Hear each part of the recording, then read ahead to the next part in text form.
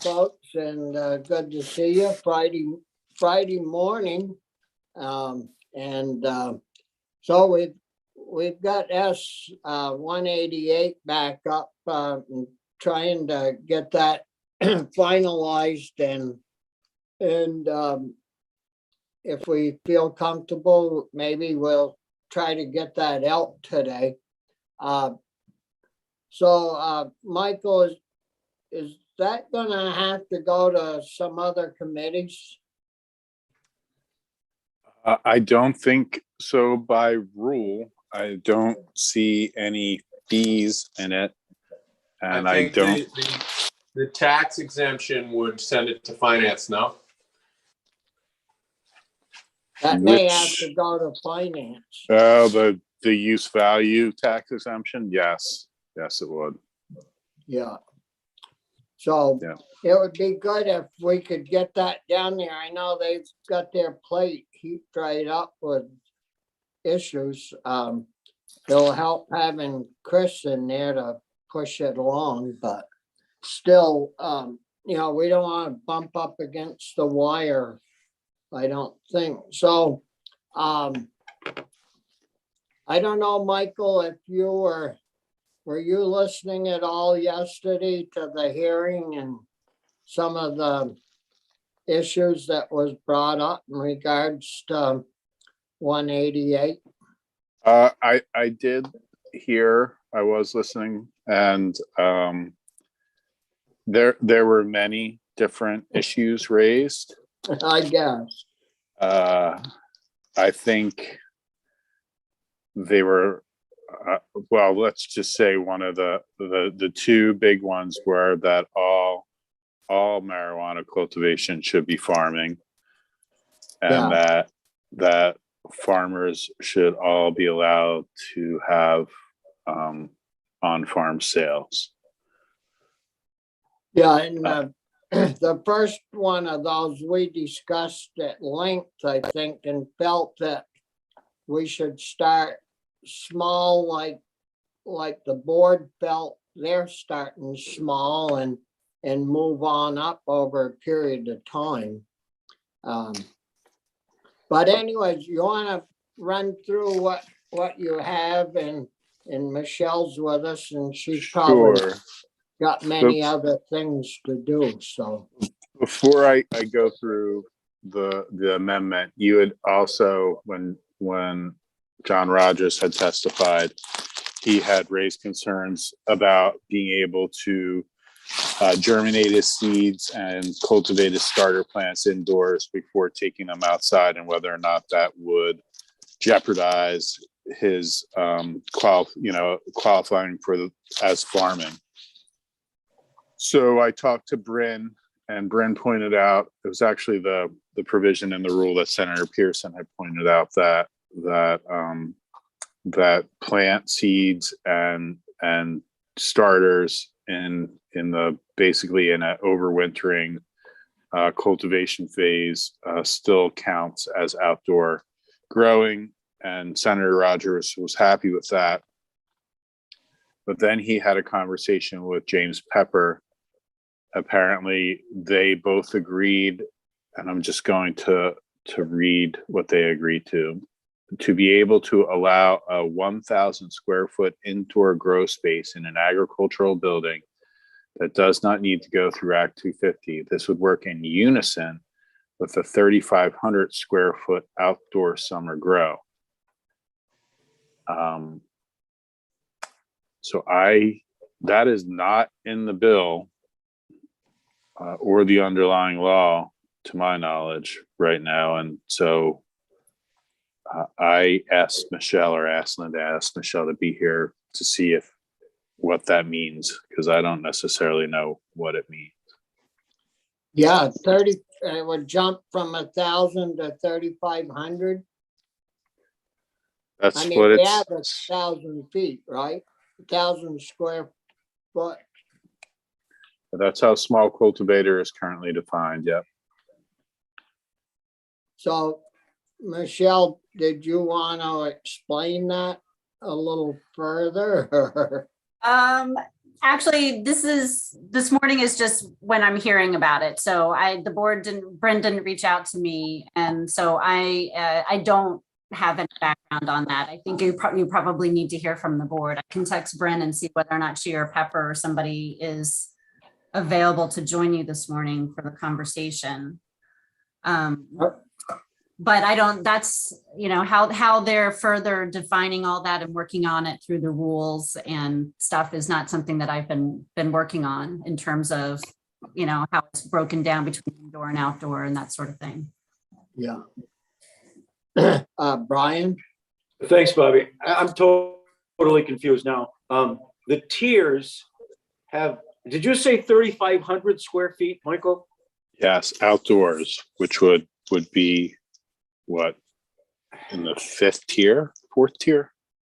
No, it wouldn't be. Here are the tiers: 1,000, 30. 2,500, 5,000, 10,000, 20,000, 37,500. So it doesn't even fit into any of the tiers. Right. Okay. So yeah, I'm confused, and so I just brought this to you. Yeah. I emailed you all yesterday I'm not sure if you got that, but I don't think so. huh. No, I didn't see it unless I missed it. But anyways, why don't we go through it and we'll bring that back up after Okay. we get a review. All right. I'm going to share screen. Yep. Yeah. And honestly, if Michelle, if you want to go, I can probably handle it from here. Mr. Chair, Yes. before we lose Michelle, I'm sorry, I'm juggling a few things. I had a phone call. So I missed the guts of what Michael said. But basically, the message from the control board is that most of what Senator Rogers was saying, or John Rogers was saying, was kind of handled already in the way they were offering guidance and rules. Is that right? That's correct for the issue he raised the other day of the germination of seeds and the cultivation of starter plants. But he also emailed yesterday and said that he had spoken with James Peppard, and the two of them agreed that there should be 1,000 square feet indoor grow space in an agricultural building that does not need to go through Act 250 plus 3,500 square foot of outdoor summer grow. So Okay, that seemed to me like they are agreeing to change the definition of small cultivator. And that would have to be in statute, right? Yes. All right. So that's what I was looking to understand. So from your understanding, Michael, would Bryn come in and give us that suggestion, or we're just playing that one step at a time at this point? I After we get through this, we'll try to get Bryn or Pepper and tell us what Okay. kind of conversation they had with in regards to because there's no 3,500 feet mentioned anywheres in the Right. different tiers. Yeah. Okay, good. I'm sorry for the replay, everybody, but I really appreciate it. So can I jump in here for just a sec? So I just was texting with Bryn and she said that the board has not agreed to that. To the issue the kind of discrete issue that Michael brought up. Okay. So Pepper and John are just passing something on that hadn't been approved.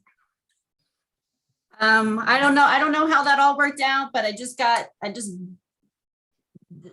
Bryn says she wants you guys to pass it as is. And they have not agreed to this 3,500 square feet business. Yep. Thanks for checking. Sure. okay. I'm gonna head out. Is that okay? Yep. Okay. All right. Thanks, y'all. Yeah, thank you. All right. So I'll walk through the amendment. Yep. You'll see it's a strike all now because a couple of sections were, one section was removed and one section was added. The first section removes that definition of enclosed lock facility. And that's unchanged since introduction. Section 2, this is the main change with regard to farming and the treatment of small cultivators. You'll see that the existing language on page 2, beginning on line 9, which said that notwithstanding the provision that cultivation of cannabis is not farming, that small cultivation wasn't disqualified for use value. This was the use value language that was added in 164. You don't need it anymore because going down, you're now treating small cultivators under subsection F. So notwithstanding subsection A, which declares that cultivation of cannabis is not farming regulated under the RAPs, the small cultivator who initiates cultivation of cannabis outdoors on a parcel of land that was subject to the RAPs prior to licensed cultivation shall be regulated in the same manner as farming and not as development on the tract of land for the purposes of Act 250. That's what 10 VSA Chapter 151 is.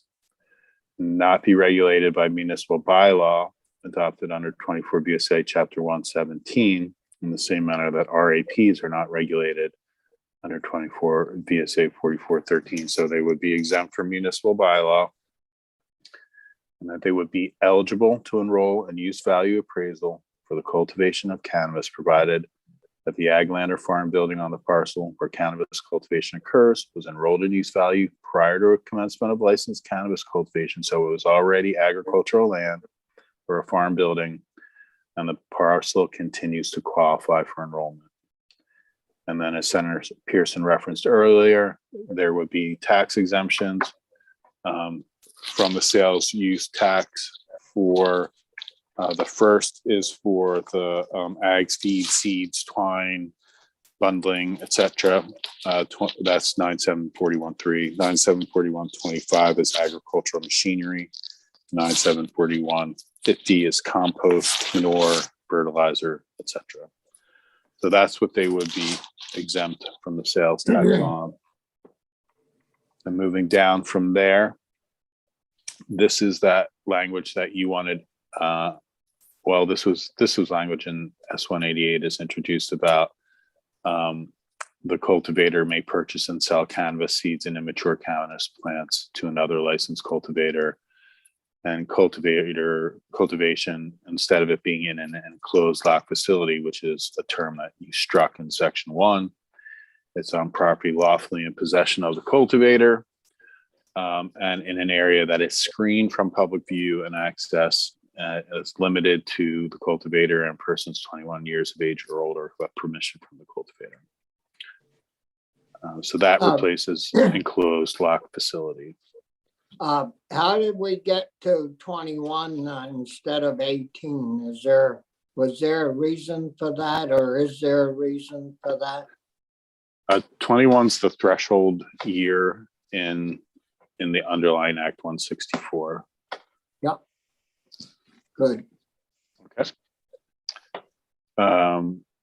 Section 4 is the wholesaler license. You did have a change here, and that was you wanted them to be able to sell cannabis seeds or immature cannabis plants to a licensed cultivator.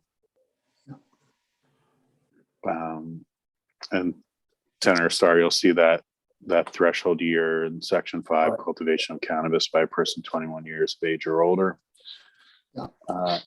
And then the change there is really just making that conforming change about enclosed lock facility or enclosure to the area that's now authorized for outdoor grow. And then section 6, in that whole discussion about whether the Agency of Agriculture should regulate cannabis cultivation as farming, there was the discussion of what would happen if cannabis was descheduled or taken off the Schedule 1 controlled substances Act schedule. And you wanted there to be a check-in if that happened, if the federal government removes marijuana from the Schedule 1 list. The executive director of the Cannabis Control Board, after consultation with the Secretary of Ag, reports to you with a recommendation as to whether the regulation of cultivation of cannabis should be transferred from the Cannabis Control Board to the Agency of Agriculture. The recommendation includes whether cannabis cultivation should be regulated as farming and the estimated staff and budget necessary for the Secretary of Ag to administer regulation. And then the entire bill would go into effect on passage. Yep. Thank you, Michael. There are questions in regards to what Michael just went through. And then we should discuss, there was anything that we heard in the hearing yesterday that any of you felt we should add to the bill, or it sounded to me like Bren thought that things looked good the way we had it. And, whether we should try to move this forward and it would have to go to the House Committee and see if they want to add some of the stuff that, that we all heard, both committees heard yesterday in the hearing. Robbie? Yes, I can't see. Michael, you want to take that down so we can see each other? There we go. Thanks. Go ahead, Brian. Thank you, Mr. Chair. So I think Michael summarized, at least for me, what the two basic issues were in terms of the testimony we took yesterday. The first one was the plot size. And I realize I might be the only one on the committee that had this concern initially. And then the second piece was whether a farmer could, have that vertical license in terms of being able to sell to a consumer right from the farm. This bill doesn't speak to that as far as I can see. So I'm not sure that we're going to be able to deal with that to the satisfaction of some of the folks who testified yesterday. But my question here is for Michael on page 2, in section 2, we are striking in subdivision C, the 1,000 square feet. And I'm taking that to mean that there is no restriction in terms of plot size. Is that correct, Michael?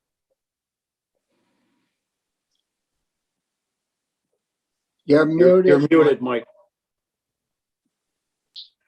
So no, that's not correct, because the definition of small cultivator in the underlying definition section in 7861 provides that a small cultivator means a cultivator with a plant canopy or space for cultivating plants for breeding stock of not more than 1,000 square feet. So whenever there's small cultivators referenced, for example, in section 2 on page 4, line 4, the small cultivator license, that means 1,000 square feet. Okay, so I'm willing and ready to talk about that this morning based on what I heard yesterday and based on some of the other conversations I've had with folks from the agency. I'm willing to open it up more than that. And I think that was a big issue for some of the folks yesterday.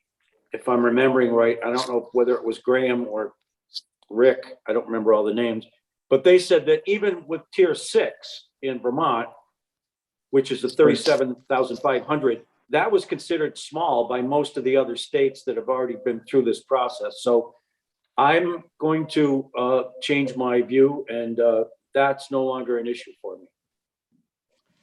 Well, the only thing I thought we heard from Pepper and Bren, and even from some of the discussion was that we were going to start this out small and slow, and have the ability to move it up as we move into this new growth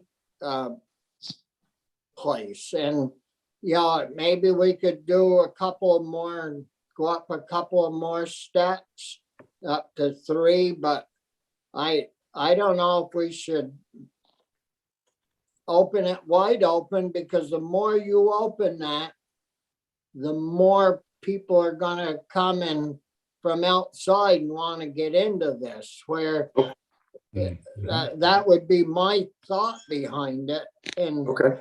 so it opened the door wider for the big guys to jump in. And I'd like to get our small guys in a position where they're selling the bulk of their stuff first and develop a market where they wouldn't get crowded out. But anyways, we can have a discussion on that. What do some of you other guys think? Yeah, and I gotta admit, I'm at a disadvantage. I don't know what the right number is, okay? I just felt when I looked at the tiers from the CCB that you take the smallest one, but maybe it is a level or tier 3. I don't know what the right number is, but I'm willing to at least have the discussion. Chris, do you want to wait? Go ahead. Well, I recall testimony that this first year, they're only expecting to license small growers anyway. So we may be sort of debating something that frankly is more of a calendar issue than, an urgent policy issue. I am open to sort of, I'll just use the term farming, even though it's not a straight definition, to consider the larger actors as farmers and regulate them if they're on farmland. But I would agree with the chair that there have been enough questions that have come up now with the overwintering and the what does it mean, give you permission to do indoors, that I guess there is an argument to going slow. I would just say, and generally a comment about yesterday, a lot of the frustration that I heard expressed is totally out of our hands and has to do with a federal problem. And that's just part of our role is to take the heat for that, even though we can do nothing about it. So I wouldn't say no to including the larger plots in this bill, but I guess I've heard others say, let's go slow. And the practical matter is the board is only planning, as I understand it, to license small growers anyway this first year. So I will say, Mr. Chair, it seems to me you're making it likely to have this debate again next year, which is fine. But just a heads up in terms of management of time. Well, I think we'd want to certainly review the report that we should get back to see how everything went. But, if you think back to our hemp law, if we'd have set that up maybe a little different, we wouldn't have had some people growing 100 acres of hemp and plug in the market and ended up being no market for anybody. Whereas if we'd have put a size on the hemp and regulated it more closely, maybe we would have moved into the marketing people and the processing people would have stayed in line with what product they had, and it would have grown, together. And if we get too far ahead of growing compared to on this product, too far ahead of the processors and the manufacturers and everyone else, I don't know, if you'd like to open it up, what's the second tier? Is it 12 1,200 square feet? The tier two is, 1,200. tier two is 2,500 square feet. And if you take the plant canopy and translate it into plants, it should be about 250 plants. Yeah, isn't that I mean, I don't know squat about cannabis. I know a little bit more about hemp. And, you know, it would seem to me that 250, if they could keep 250 plants, or how many plants on 1,000? 125. So, I mean, even that's a lot of plants. I mean, those things will grow 4 foot square. And if they lose 30%, you know, they've still got a lot of cannabis there. How many pounds, do you have the pounds per plant, Brian? It doesn't give, it just gives square feet and a plant canopy of, you know, with the plant. And let me, if I could, Mr. Chair, make a suggestion. I think James Pepper is willing to come in right now, and maybe we can get his take on what we seem to be struggling with in terms of size. Because if the CCB's already determined they're only going to go with tier one, then we don't really have that much more to discuss. Yeah. So maybe Linda could let him in. Do you have that, Linda? Yes, I'll invite him right now.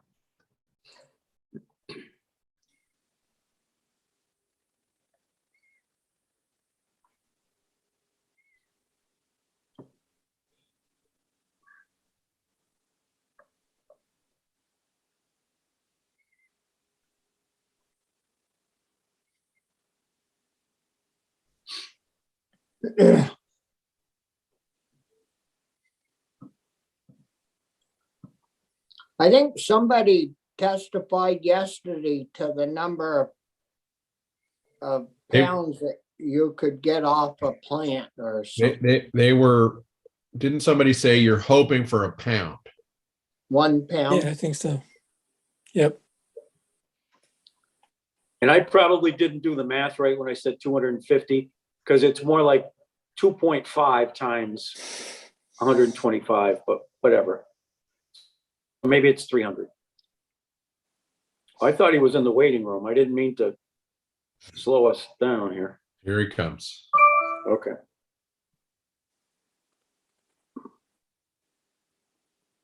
Uh, There he is. Good morning.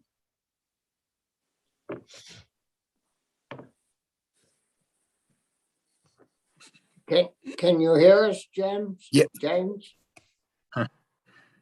My apologies. No, I can hear you all. Yep. James Pepper from the Cannabis Control Board. Yes, good morning. And we're having a little discussion on, we have 1,000 small growers, 1,000 square feet. And we had a hearing yesterday and which brought us to a little discussion this morning on raising that a little higher. But we know the board wants to start out slow and small and work this as we up as we move forward. And so where's the board on this, and what are they planning on allowing people to do more or? Yeah. Yeah, thank you for that. And honestly, thank you all for the hard work on this bill. I know these are tricky issues. You guys have dealt with them year after year, and will likely to continue to deal with them year after year, unfortunately, until we have some kind of movement federally.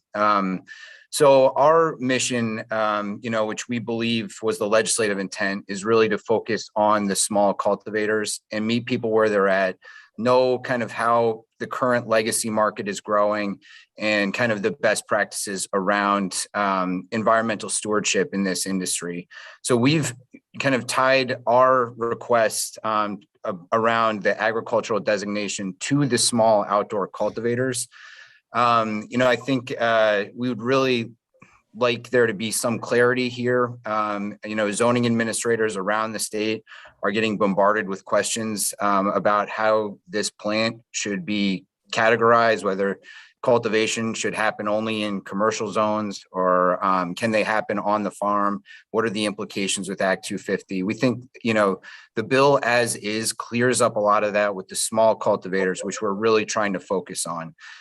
We've made a number of accommodations for larger outdoor cultivators, including, I think you've heard a little bit about the kind of indoor wintering for your genetics. We've also created, which we haven't put fully into the fee bill that passed the House, because, some decisions have been made subsequent to that bill being passed, but they will be in the kind of Senate version, or they will be introduced there to create these mixed tier cultivators where you can have an allotment outside and an indoor allotment. And that's really to accommodate, I think you heard from a few cultivators yesterday and before, that people really like to kind of keep their mother plants and their seedlings and their clones indoors and under a certain amount of low light. And really it's to support their outdoor cultivation. And so we've created a number of tiers that I think, Senator Pearson, your committee will be seeing, and you can kind of give the final approval on, that include kind of larger canopies outdoors with that 1,000 square feet indoors to allow for that kind of genetics work. And, I think that really will accommodate what Senator Rogers and others have asked for. The question becomes, does that 1,000 square feet indoor, even if you're primarily an outdoor cultivator, does that trigger Act 250 for your barn where you're keeping those indoor plants? And we've been kind of working with our partners at A&R to really clarify, which I think that we can do in guidance. If we get the green light from A&R, that we can clarify in our policy, in our guidance to the public, that if you have no more than 1,000 square feet indoors, that it will not trigger an act, and it's an existing agricultural building, that will not trigger Act 250. So I think that, we're trying to navigate a lot of different competing interests, but I think the bill as is the kind of best path forward for us as a board. Yep. Senator Pearson? Can you, thank you for jumping on there, jumping on here and helping us get clear. That all sounds good and makes sense to me. There's a question that we've been wrestling with, which is in terms of this benefit of maintaining your status as a farm, or I shouldn't say it that way, of maintaining the oversight on your land when it's otherwise a farm and you're moving into cultivating cannabis.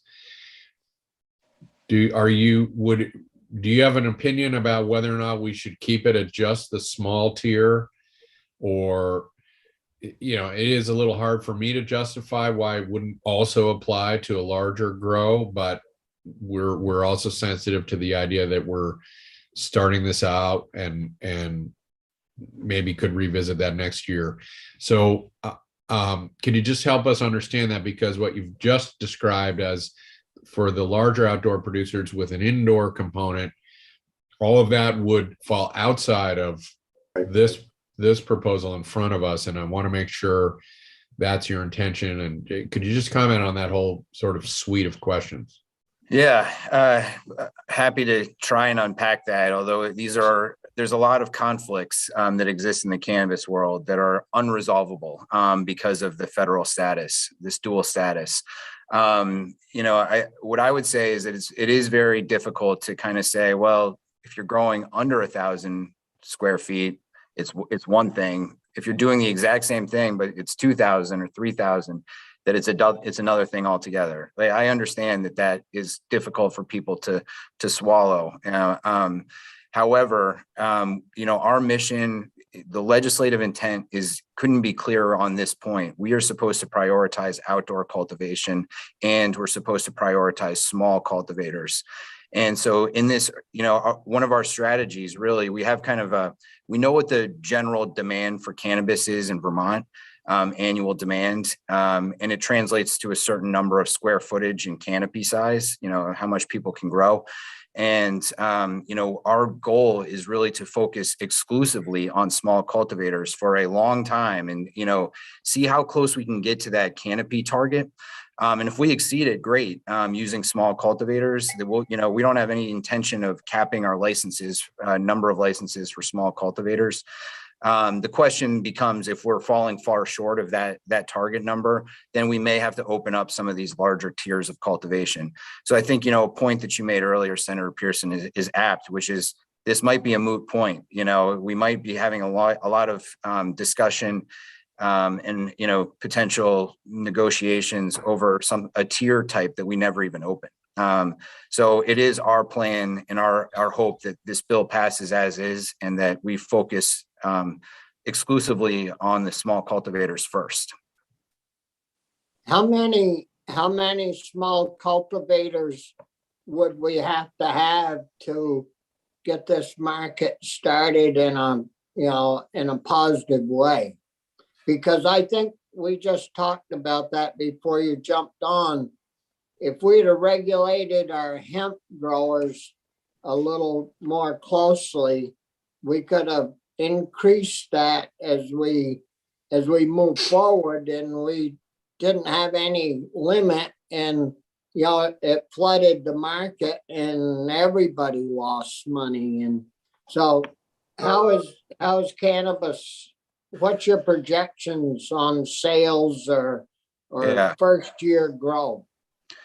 So yeah, it's a very tricky subject, and the corollary with hemp is a good one, but it's not perfect. Because we can't move cannabis that's grown, in other states into the state, and we can't move cannabis that's grown in state out of state. So if there are these drastic oversupplies, it impacts Vermonters more significantly. And if there's undersupply, then there's nothing we can do except grow more here or just have kind of long lines around the block. So, the target that our consultants gave us that would supply the demand is roughly 400 to 500,000 square feet of canopy. But, there's another complication that indoor grown cannabis can yield 4 to 6 harvests a year annually, whereas outdoor, you're kind of lucky if you can squeak in one full harvest. And so that number of canopy depends dramatically on whether it's indoor grown cannabis or outdoor grown cannabis. So that 500,000 square foot target really is based upon the assumption that, like other states that have similar climates to us, that 80% is grown indoors and 20% is grown outdoors. We have done a lot more than other states to really encourage outdoor cultivation. And so I think our split, when we actually start licensing people and they tell us, well, I'm planning on growing a tier 5 outdoor crop, we'll see it much closer to maybe 60-40, 60 being indoor, 40 being outdoor. So that changes that 500,000 cap. You need more canopy the more you're growing outdoors. Yeah. So it's an evolving process. We have a kind of economic model that as we start actually licensing people, we're going to plug those numbers into the model and see how much canopy we're going to need to satisfy the demand. Yeah. Chris? I keep vacillating back and forth, but I get really worried that it should be simple. To the extent we can make it simple, it should be simple. And there is really a clear argument, especially when you're thinking about like you're exempt from the sales tax and your current all of this. Right now, there's a bright line if you go over that 1,000 square foot. And I guess I just worry that it's not as clear as I had thought, which is that we are not expecting to allow larger outgrow licenses to come forward. You're not starting there. We may well have them. And those people that I guess I worry that at some level we will be almost guaranteeing that they will not happen on current farms, because the the cost benefit analysis will be difficult for a farm to consider if the cannabis plot could be subject to local zoning, could be subject to all manner of just a different regulatory scheme. And maybe it's not realistic because there's a lot at risk, as we've learned, for farmers in this space if they're working under USDA and on other things. But I don't know. Sorry, it's not really a question. I'm just here. And the more I hear it, I vacillate back and forth, and I'm worried that we're making it more complicated. Well, I would absolutely agree that simplicity is key in this area. I think for the folks that have been paying attention to the board, they know about our mandate to prioritize small cultivators. We spent, I think, 5 or 6 meetings just walking through our regulations and waiving specific regulations for small cultivators. So they are going to be small cultivation, the 1,000 square feet or less, are going to be playing by a different playbook no matter what, a more simplified playbook. I think this is just one of the kind of growing pains that we're going to have to suffer through. I know that my only concern is that this bill doesn't get across the finish line if it changes significantly. I mean, we know that, or we heard earlier that finance is going to have to take a look at it no matter what. And so the similar process will happen in the House. And I worry that, there might be a lost opportunity here for our small cultivators. Anthony? Yeah, I just want to say that I don't necessarily see it. I mean, I understand the issues around opening up to larger cultivators and whatnot, but I also just don't see the problem with keeping it slow and small as the board is trying to do. I don't see the downside of doing that. The downside would be we don't meet the market demand, but we're only talking about one crop between now and the next time we meet as a legislature, for the most part. And I will be revisiting this issue, I'm sure, next year. So I don't really see the downside of going slow. I think people won't like it. There'll be people who will say it's too slow, but other than that, I just don't see the downside of going slow. No, I think, like I talked about the hemp, we saw what happened there, blew up. And Plus people got ripped off on the hemp thing. These people did come from out of state and they did lease land and make deals with people who never got their money. The local people never got anything out of it. So it did happen with hemp. And I think, I'm not saying the same thing will happen with cannabis, but like I said, I don't want to be repetitive, but I just don't see the downside of it going really slow for now. James, how many licenses can a small grower get? So the small grower can get one of each of the 5 license types if they so choose. However, they can't get multiple of the same license type. So, we've split up our cultivator licenses between indoor and outdoor. Just recognizing that we really want to encourage outdoor cultivation, but we also know that most people do like to grow in a kind of controlled environment.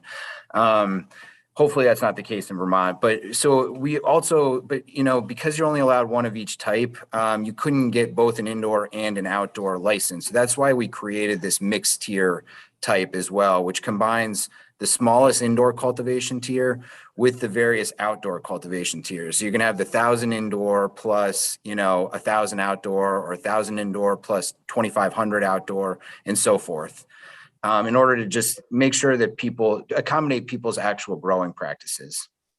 Yep. So a person couldn't come in and buy 100 small grows, and that's good. So that's protected. Well, I think, are there other questions for James? Michael, do you have any? Because you can ask any if you have any. No? Committee members, anything else? I guess the only question I have was around this tax exemption, because I'm picturing myself having to now defend this in my afternoon committee. And was that important to the board or to committee, or was that just a sort of ancillary piece that people hadn't necessarily considered thoroughly. If that's a question to me, I mean, it's always, we're trying whatever we can to benefit small cultivators. Ultimately the taxing decision, is not something the board feels is within our jurisdiction to discuss. So I would leave that honestly to you all to kind of work through. What's the projected sales off a small plot? Do you have that figure, James? Our consultants did that work, and they did it in conjunction with another bill that the finance committee is looking at. So I'm happy to provide that data. I don't have it. I don't have it off the top of my head, but essentially, a small 1,000 square foot outdoor would be probably more supplemental income than a full-time income, I would say. So you probably could do it 1,000 square foot outdoor by yourself as well, maybe with one other person. So it's not going to be your full kind of full-time job. I mean, it could be, but So the tax revenue would, even on the small grower, be relatively, the tax loss would be quite small, right? I mean, if is it 6%? What's the tax? Is this 6%, right? Yeah, I mean, this is on, machinery, all that stuff. Well, no, the tax, I mean, we're already losing or not getting that. What I'm interested in is if I had 100 pounds of cannabis to sell at the end of the day, what would the tax be on that? Is it a huge amount? Is it, are we talking about dollars or thousands? The taxing happens at a different phase, I think, but maybe Chair Pepper could help us. No, I believe the tax happens at the point of sale, at the retail sale. Yeah, which is the 20% tax. Yeah. So not at the wholesale level then, so, because a farmer is going to have to sell that to a retailer or a wholesaler and then a retailer. So we aren't losing anything there. The amount on the equipment would be small. Yeah, I mean, yeah, that isn't hardly worth talking about. You can buy a little cultivator, that's what I'll say to Senator Cummings. Bobby said it's not worth talking about. Well, I mean, how much a rototiller? I mean, we're talking about the size of a garden. It fits with the simplicity. I get it. You don't want a farm to figure out, which piece of their equipment they're paying use tax on. Anyway, okay. But suppose I go in and buy a huge tractor and say it's for my cannabis plot, I mean, this guy was telling me the tractor's going to have to ask me how big my plot is, what my canopy is. I mean, I might decide it's the right time to buy some fancy equipment since I'm now doing cannabis. Just kidding. I don't really think that's going to happen, but I think you'll talk about that in finance. But sorry, Bobby, go ahead. Well, you just go to an auction. You don't need to go to a dealer. Go to your next door neighbor and buy a tractor from him. So, I mean, there's 1,000 ways around all that. And we're only talking about farms that can do that now. And I think that is important. We're just extending. Yeah. True. Good point. So it really, Chris, isn't worth talking about. Any other questions for James? And yesterday, I think we heard people asking that they would be able to sell cannabis at their TSAs. And we think we're gonna let the House deal with that one. You know, I think we can all imagine a Vermont where that could be the case. There's just a lot of obstacles that the board has to work through first before we get there. And to be clear, you know, there's nothing other than the cost, which I can tell you is prohibitive for a large number of people, that would prevent a cultivator from also getting a retail license and setting up a shop on their farm. But, you know, then they'd be subject to kind of our retail regulations, which is also, you know, they're not light. You know, there's a lot of federal implications for the work that we're doing. And so we have to kind of keep things tight and controlled and move in the direction that we want to go incrementally. Agree with that, certainly. Anything else? If not, thanks for listening to us and helping us move this forward. With that, thanks again, James, and you can stay on if you want, but we'll get back with it. Great. Thank you so much. Really appreciate all the tough work on this bill. Thank you. Yeah, you're welcome. So, Brian? No, I was just waving goodbye to James. I didn't know, maybe you were waving goodbye to all of us. Well, Anthony, it is complicated, and I appreciate that. but I feel that we've got it pretty darn good, you know. Boy, we talked and added, deleted, come back around and added some back in. Go ahead, Chris. So I agree. I think we're close. Can I just ask, since you've already volunteered me to report this, can I just ask Michael a quick set of questions to make sure that I've got it clear in my mind before if we're going to move this? We've made it clear for small producers outside that they're still subject to the RAPs, right? The under the land. No, well, they're subject to some of the RAPs, right? Remember that the agency doesn't want to be the one regulating farming. And so that would be, if that were the case, then they would be subject to all the RAPs. But on page 3, you'll see that Act 164 said that cultivation of cannabis was only subject to certain RAPs. It doesn't need to be subject to the RAP on composting animal mortalities, right?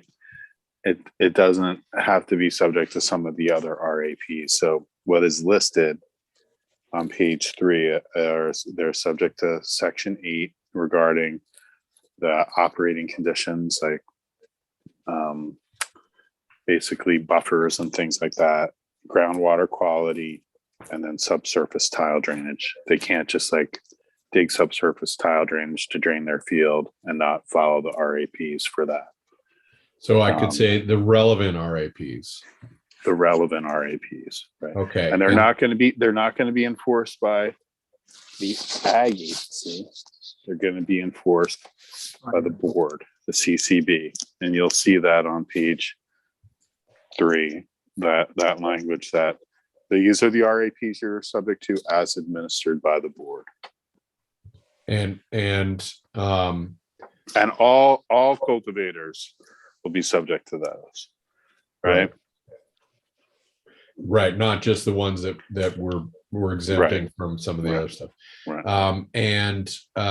The ag agency, because it's a general permit, continues to have authority over pesticide use. You still have to apply for a permit if you want to grow with pesticides and all that, right? Right. It's not a permit. If you're going to use certain pesticides, you need to be a certified applicator. You need to have a license, and it's not specific to a certain pesticide. It's specific to the method of application and management of it.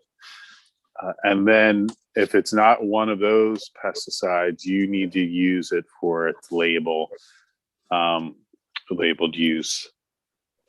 That's just the general pesticide regulation. That's what FIFRA gave most state agencies of agriculture. That's their general authority. They are the exclusive authority. That's their authority. So basically nothing, we're not changing any of the No. status quo. Okay. Right. And all right, I think that, so, And I just want to be clear, that authority is for anybody that applies right. a pesticide. It's not specific to farming, right? If you're somebody that's a lawn care guy, that's not farming, but you have to get if you're the maintenance man at the elementary school or the high school and you guys do pesticide application, you have to be certified, right? Golf And course, so yeah. Right. Yeah. Okay. And then, okay, I think that's what I needed. I appreciate the time. So other questions? I think we've sort of agreed to take it slow and small. And certainly the board, the board's behind this, helps them clarify certain aspects of the grow.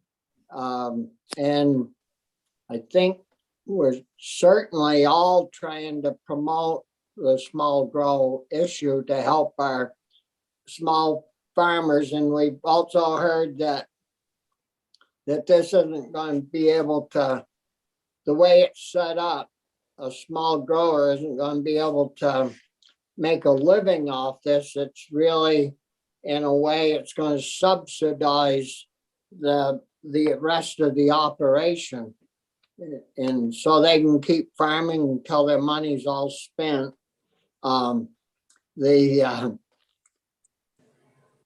don't know. I think we're really working in concert with the board and with our growers to the most that we can. So should be a real positive move. Brian? Thank you, Mr. Chair. I'd like to move that we vote out draft 3.2 of S-188 favorably. Oh, the motion's been made. Is there a second to that? Second. Been moved and seconded that we vote out draft 2 of S-188.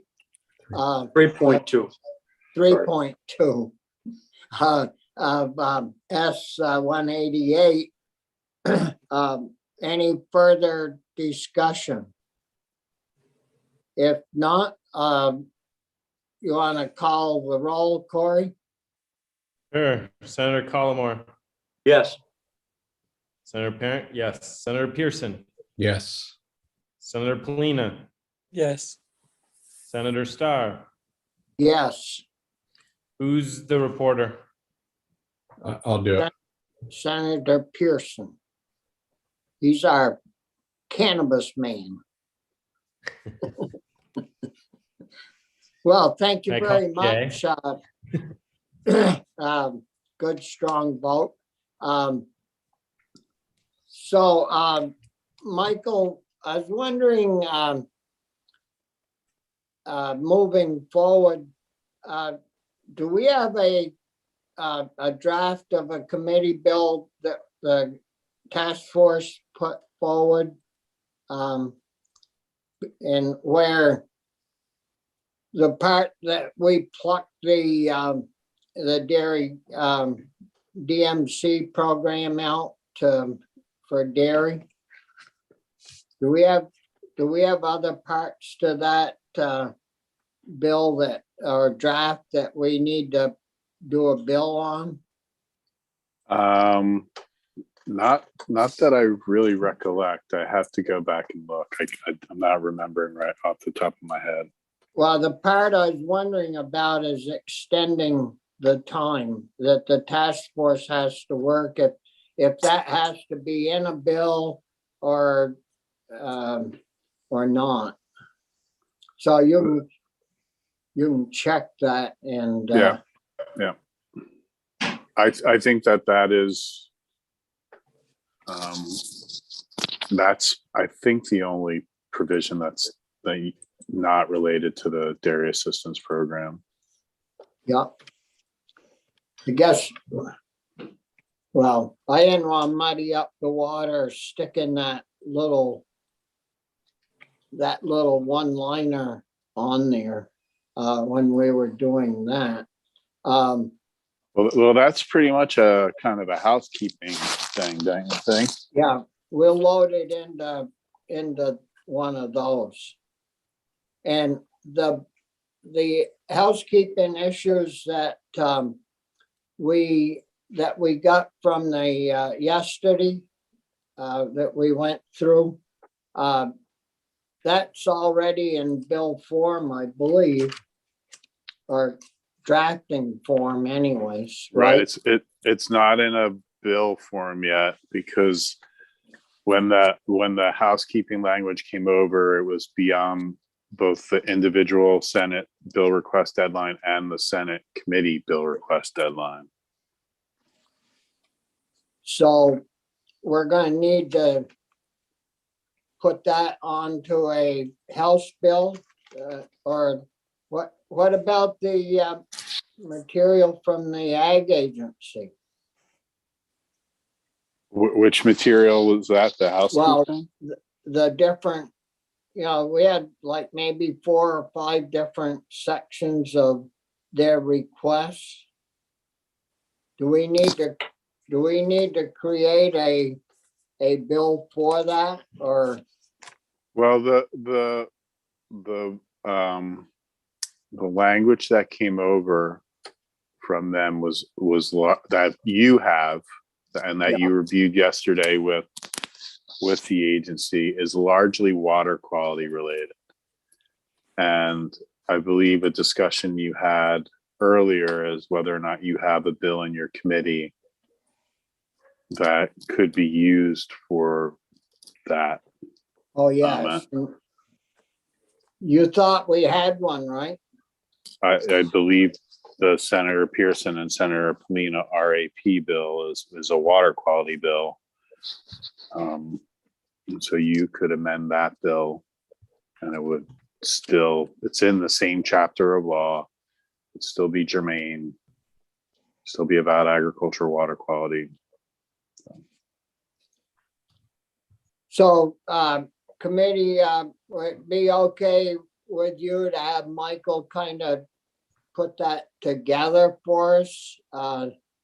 Add those items from the agency, work them into that bill, and then we will go back and start at the beginning, go all through that particular bill. Sure. Sorry, I was emailing the secretary our work on 188. So you're saying to add those housekeeping provisions as an amendment? Yeah, we'll make it into, add it right to our bill that we have in the room, so everything. Otherwise, I'd go to Becca and the Rules Committee and get an extension, but Yeah, I think make it more simple to just do it that way. But to clarify, would you, what would be in the underlying bill? Would you keep Senator Polina and Senator Pearson's bill, or would you just replace it? So much No, easier just to keep it. Yeah, just keep We it. would send that to the men's room and no, we'll keep it all together, and then we'll work on it as a Okay. total Okay. package, and discuss the different parts of it and go from there. Okay. But- Understood.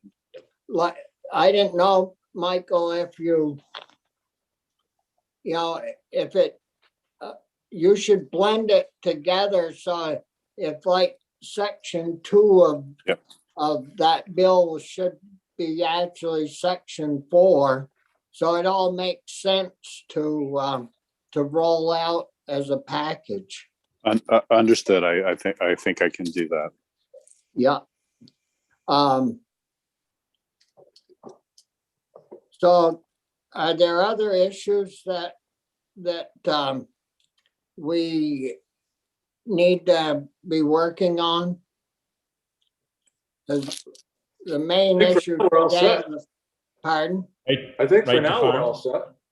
Yeah, Linda, did you have anything else in your file that, For today, no, for the year? a few things, yes, but not for today. Yeah. Bobby, are we gonna do right to farm this year? Yeah, we've got a joint hearing coming up on that. When is that, Linda?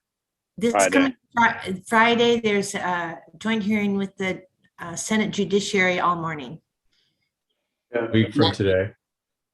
a week from today. Yeah. Perfect. And Thank you. so I had Linda send that notice out to like the different farm groups and people that have talked with us that have an interest in this. But if you folks have a particular people that you want to invite, we should get them on the list. Chris? I was gonna change topics, so I don't need No, to. that's So okay. the other, we just in terms of our general work, the meat processing, we're sort of engaged in that letter back and forth. And that's all we need to do at this point, right? Michael, maybe you've got, Sure. So the Will Stevens, Tom Berry, and Rebecca Ellis have asked to meet with me on Wednesday about the letter to try to, work out something that they can take to USDA FSIS. Okay. that's very important that, we get that straightened around. And then the other issue was the microplastics, and that do we think that essentially natural resources that sort of got some action of its own elsewhere, or what? Not really. I think we'll keep working on that and drilling down, and the health is going to send us some material, and if it isn't taken care of by the time it gets to us, we'll certainly add that on to their bill. All that composting stuff. Michael? So House Natural Resources has a bill, H501, that would require A&R to establish standards for food to packaging facilities, including contaminant standards. And the bill would impose a moratorium on any new or amended food to packaging equipment in the state until the rules are set. Put a moratorium on it? Yeah, so those facilities need a certification, a permit from A&R to operate. And so there'll be no new food to packaging facilities. And you can't get an amended one for an existing facility until they come up with the standards. But the existing one that's in place would continue to operate. Well, we only have the one, I believe. Right. So it's not stopping that. It's not undermining any investment or expectation or flow of materials, but it does require standards to be set that ultimately would apply to that facility. And then another thing that we need to talk about, I think, is the meat slaughter business. We put quite a lot of money into that last year for the agency to do grants, and we may want to chat with them about adding to that pot of money, and because I read somewhere there was maybe 5 or 6 grants that were pending or they'd given, but it seems like it's moving awful. From what we heard last year, the grant money's moving awful slow, and we may want to light a fire under that issue, because we're still having all kinds of shortages of beef and pork and chicken and the whole 9 yards, and we got, of course, our on-farm slaughter issue. Hopefully we'll get that worked out and get that squared away. So we got plenty coming and plenty to do. So anything else that you can think of, Chris? Michael, back to the DPAC bill there. Is there anything in that bill, the House bill, that limits new farms that could have it spread? In other words, the DPAC itself isn't a problem. It's only our concern anyway has been heightened when we learn about it being land applied. No, but that's where the Agency of Ag's housekeeping bill kind of would mesh with H501, because they'd be giving you'd be giving the Agency of Ag authority to permit import of materials onto a farm. And so you'd have 501 regulating or establishing standards for food depackaging. The existing one would continue to operate, but the Agency of Ag would have the authority to approve new farms or the importation of those food residuals from any place onto a farm. So that's kind of how they kind of mesh up with each other. Okay, thanks. Maybe we'll have on-farm bioplastics. We'll have to crossbreed a new type of chicken. We'll get eggs all wrapped. Pre-wrapped. I think you did that last year with the chickens that lay compost, right? Yeah. The only other question I have is around ecosystem services and more generally the climate action plan. I've been, most of that I think was sort of funding priorities, but I'd love to assurance that we're not missing some policy changes that have been recommended. And they were recommended in the action plan. Certified mail service. Pardon? Sorry about that. Oh. I muted her. Way to go, Craig. So yeah, we had that presentation, and as I recall, it was things like put more funding into extension, make sure VHCB, but maybe Michael could help us understand if other people are looking at any policy recommendations or if we should be sure to include that.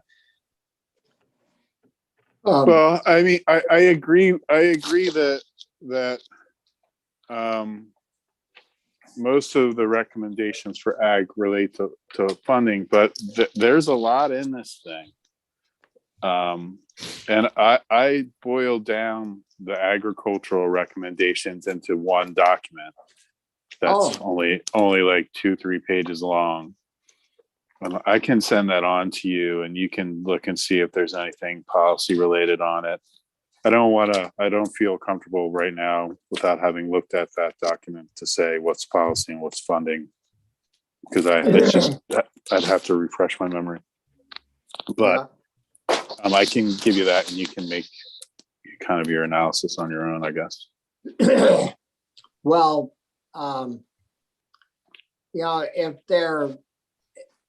if any of us find things in that once we get to reading it, we ought to chat about it before we, within the next couple of weeks, to figure out, whether we've got a home for what we want to do. And